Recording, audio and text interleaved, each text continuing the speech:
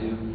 We can communicate with people out of state, throughout the world, on MySpace, the internet, whatever it may be.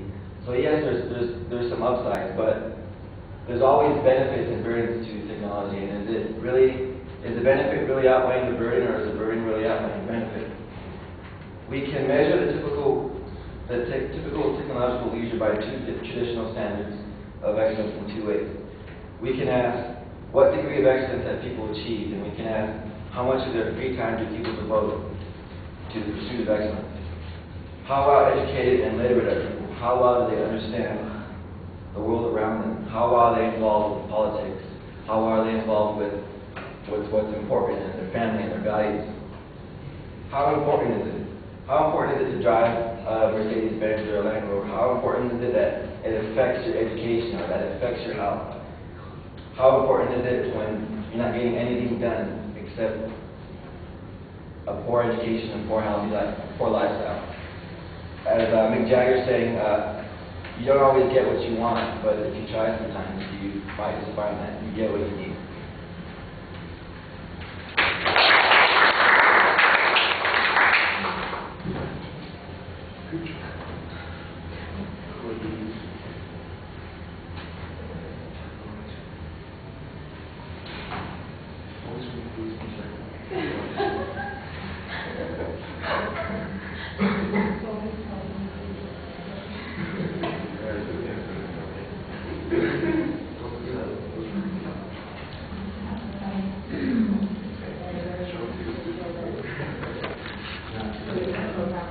All right, Lori, what did you think? I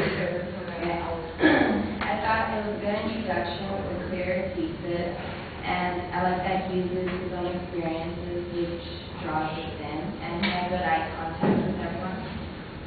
I thought the transition, though, between points were sometimes unclear, and it was a little too long, but in the end, it was good.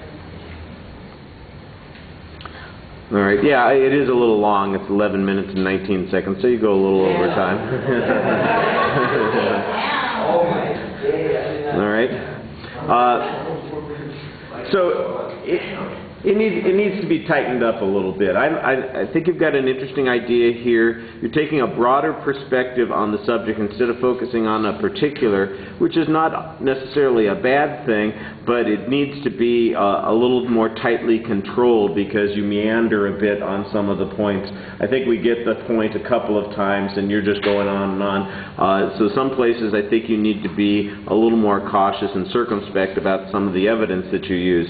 I did think that at the beginning, for instance, you had a good setup, but it seemed to be taking a while to get to what the goal of the speech was. And then you finally got clear on the goal. You set up the points, and it sounds like the structure is going to be fine. I would agree with Lori that the signposting is not always as clear as it could be internally, but I thought there were a couple of points where you were okay. There are some general claims. I mean, you are making a lot of, especially in the last 3 or 4 minutes of the speech, you're making a lot of inferences about how all of these things are tied together and there are all these negative consequences. And that's where I think it especially needs to be tightened up a bit. Since you didn't spend a huge amount of time talking about a particular, making the inference about obesity, for instance, being a result of access or consumption of media, seems, you know, it's like it's an example of your point instead of being the point itself, and it's a little underdeveloped underneath that. And I just think that since people talk about those issues quite a bit, a little more background's necessary.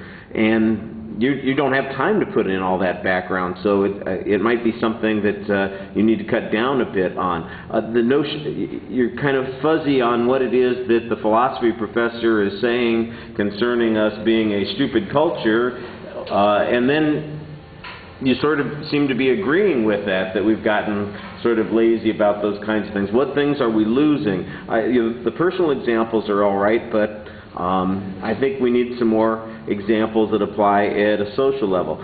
Presentation things, I thought you had excellent audience contact. You're looking at us for the most part. The pacing is sometimes a little bit awkward. you barely need the notes, which is good. You're not super dependent on them, but they'd be so much less distracting if you had them on cards, for instance, rather than that page, which you keep folding up and unfolding and rolling up and then, you know, putting aside and waving around a little bit. I think you'd have a little bit more control that way. All right. I'm not going to keep going because we've got other speeches to hear. Thank you.